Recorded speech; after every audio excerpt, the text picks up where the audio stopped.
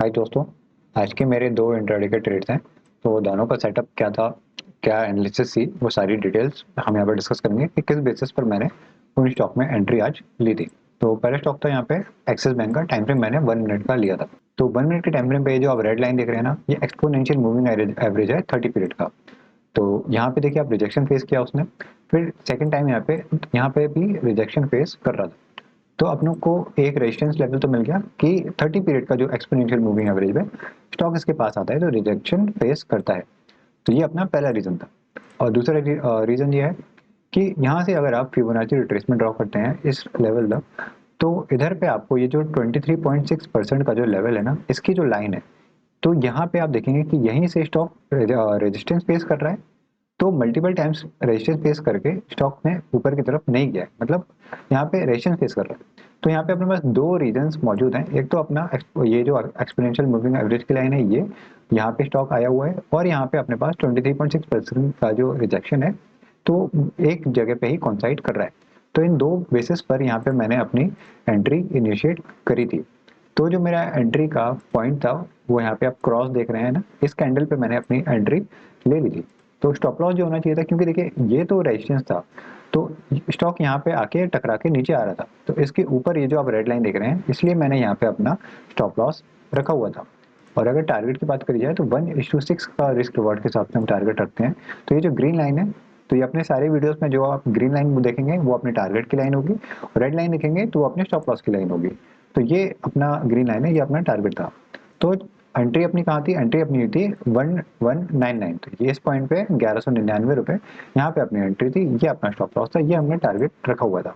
तो चलिए देख लेते हैं कि स्टॉक ने कैसी परफॉर्मेंस दी है। तो यहाँ पे देखिए दोस्तों, स्टॉक ने आगे जाके हमारा स्टॉप लॉस हिट कर दिया था। तो इस पॉइंट पे यहाँ पे देखिए अपना स्टॉप लॉस हिट हो गया है। तो यहाँ पे अपन ने फिर स्ट्रेट से एग्जिट ले लिया है। तो अपन को प्रॉपर सेटअप जो होता है वो फॉलो करना है। अगर स्टॉप लॉस हिट होता है तो भी हमको ट्रेड से निकल जाना है, टारगेट हिट होता है तो हमको ट्रेड से निकल जाना है। हमको यहाँ पे विशफुल थिंकिंग नहीं करनी है कि स्टॉप लॉस हिट हो गया तो हम बैठे हैं ट्रेड लेके। हमको अपनी पोजीशन तुरंत काट देनी है अपने स्टॉप लॉस में। तो ऐसा आपको रिस्क मैनेजमेंट फॉलो करना है, ऐसा आपको माइंडसेट अपना फॉलो करना है। तो चलिए अपना सेकंड स्टॉक देख लेते हैं। तो सेकंड स्टॉक अपना है टीसीएस। यहाँ पे भी टाइम फ्रेम मैंने 1 मिनट का लिया था। तो यहाँ पे हमने बाय एंट्री बनाई थी। किस बेसिस पर? देखिए यहाँ पे 30 पीरियड का एक्सपोनेंशियल मूविंग एवरेज है, सपोर्ट लिया। यहाँ पे 30 पीरियड का एक्सपोनेंशियल मूविंग एवरेज है, यहाँ पे भी सपोर्ट ले रहा था। तो इस बेसिस पर अपन ने एंट्री बनाई थी।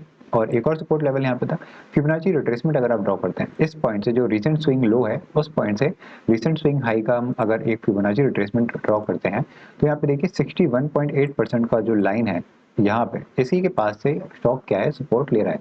तो यहाँ पे अपने पास दो सपोर्ट लेवल मौजूद हैं।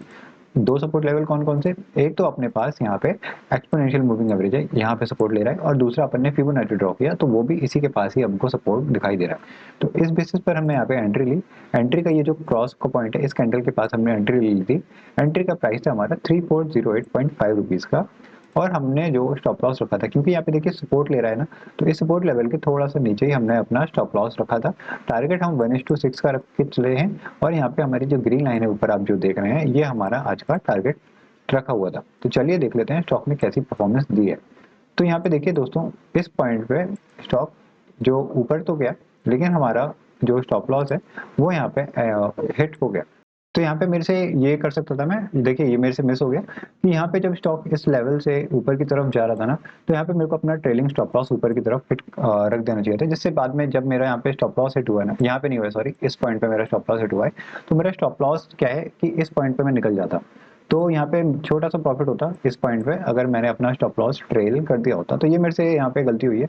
तो आपको भी ऐसे सीखना है कि देखिए ट्रेलिंग स्टॉप लॉस हम कब लगाते हैं? जब मान लीजिए कोई अच्छा सपोर्ट बनता है, अगर हमने बाई किया हुआ है तो स्टॉक देखिए ये नीचे आया, हमने यहाँ पे बाई एंट्री इनिशिएट करी, उसके बाद स्टॉक यहाँ पे आया टकरा के, यहाँ से दोबारा से सपोर्ट लेके ऊपर की तरफ जा रहा था, बैक टू बैक अच्छी कैंडल बनी है। तो इसका मतलब है ये एक अच्छा सपोर्ट लेवल है, तो इसके नीचे हमको अपना स्टॉप लॉस रख सकते थे, तो वो मैंने नहीं रखा। तो यहाँ पे ये मेरे से गलती हुई है। तो ऐसे आप अगर ट्रेल करना चाहते हैं तो आप ट्रेल करिए। तो मैं ट्रेल करता हूँ अपने वीडियोस में, जब पहले की वीडियोस आपने देखा होंगे, स्टॉप लॉस में ट्रेल करके चलता हूँ। बस आज मैंने यहाँ पे ट्रेल नहीं किया हुआ है, ये मेरे से मिस हो गया, तो ये मेरी गलती है आज की। तो यहाँ पे आज के दोनों ट्रेड्स हैं, दोनों में हमारा स्टॉप लॉस हिट हुआ है। तो अपन अगर पोजीशन देखते हैं, तो आज का जो पोजीशन यहाँ पे आपको दिखाएंगे, इसको मैं एक बार रिफ्रेश कर देता हूँ। तो देखिए टोटल लॉस का 1981 का है। जो अपना पहले स्टॉक था एक्सिस बैंक का 1132 का लॉस था, और आज का जो सेकंड स्टॉक था अपना टीसीएस, उसमें 849 का लॉस था। तो यहाँ पे अपन को टोटल लॉस 1981.5 का यहाँ पे हो रहा है। आई होप कि वीडियो से कुछ आप सीख रहे होंगे कि आपको कंसिस्टेंसी कैसे मेंटेन करनी है, जैसे मैं आपको वीडियोस में बता रहा हूँ। और अगर आपको डीमेट अकाउंट आपने नीचे दिए गए लिंक से ओपन किया है तो गूगल फॉर्म भी आप फिल कर दीजिए, जिससे आपको स्विंग ट्रेडिंग के जो प्रीमियम वीडियोस हैं वो मिल जाएंगे, और साथ में इंटरडे पे भी या फिर फ्यूचर में कोई और वीडियोस भी आएंगे, वो भी आपको फ्री ऑफ कॉस्ट में मिल जाएंगे। तो नीचे मैंने लिंक दिया हुआ है। चलिए मिलते हैं अगले वीडियो में, तब तक के लिए गुड बाय।